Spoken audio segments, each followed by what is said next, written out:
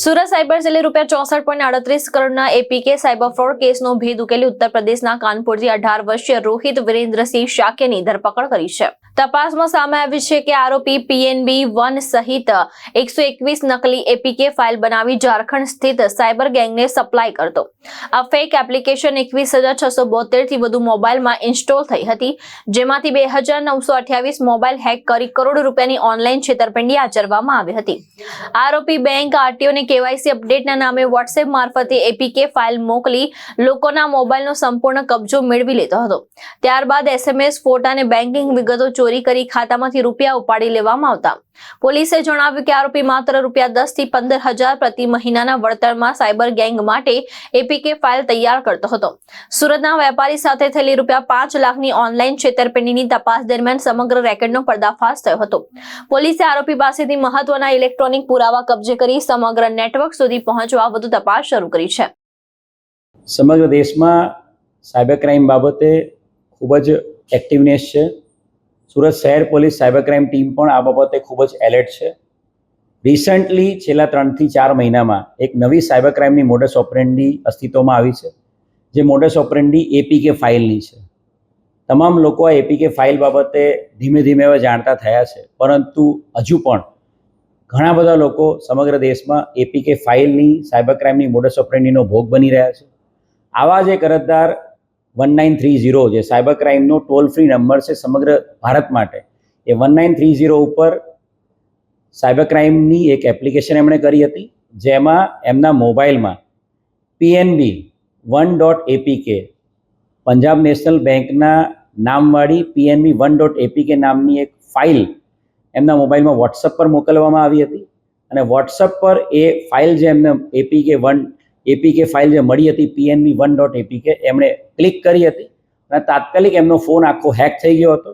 અને એમના phone hack કરીને સાયબર ક્રિમિનલ્સે એમના ફોનના અંદરથી એમની બેંક અકાઉન્ટ ડિટેલ મેળવીને પ્રાઇમ કોઓપરેટિવ બેંક અને સાથે સાથે યુનિયન બેંક ઓફ ઇન્ડિયા આ બંને બેંક અકાઉન્ટની તમામ ડિટેલ મેળવી એના ₹5 લાખ તાત્કાલિક વિધિન ફ્યુ મિનિટ્સ કાઢી લીધેલા હતા।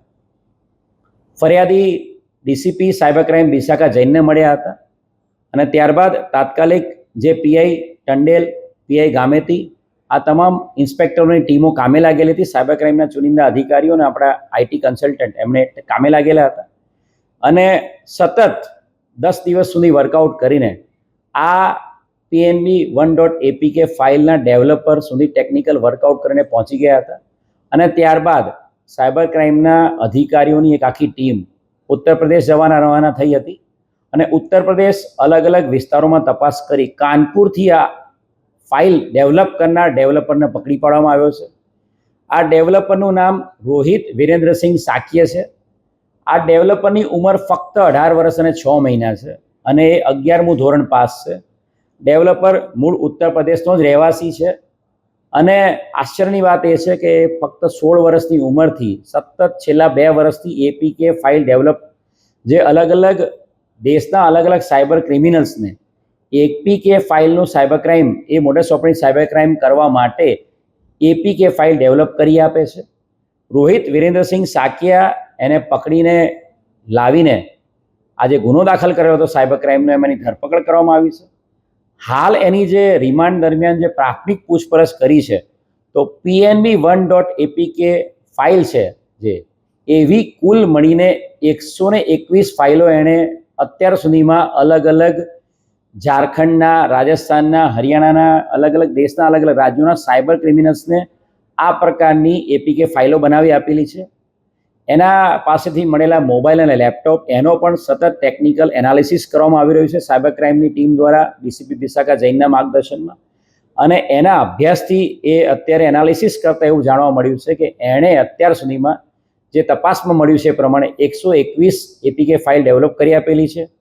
આ 121 ફાઇલ સાયબર ક્રિમિનલ્સે ટોટલ મળીને 21,672 અલગ અલગ મોબાઈલ ઇન્સ્ટ્રુમેન્ટમાં મોકલી આપેલી છે। એટલે કહી શકાય કે 22,000 જેટલા લોકોના એપીકે ફાઇલના સાયબર ક્રાઇમ કરવા માટે મોકલી આપવામાં આવી હતી અને જેમાં આ એપીકે ફાઇલ થ્રુ ટોટલ 6,164 લોકોએ એપીકે ફાઇલ ડાઉનલોડ કરી હતી અને જેના કારણે એટલા લોકોનો ડેટા સાયબર ક્રિમિનલ્સને તાત્કાલિક એક્સેસ થઈ ગયો હતો મોબાઈલ ડેટાનો.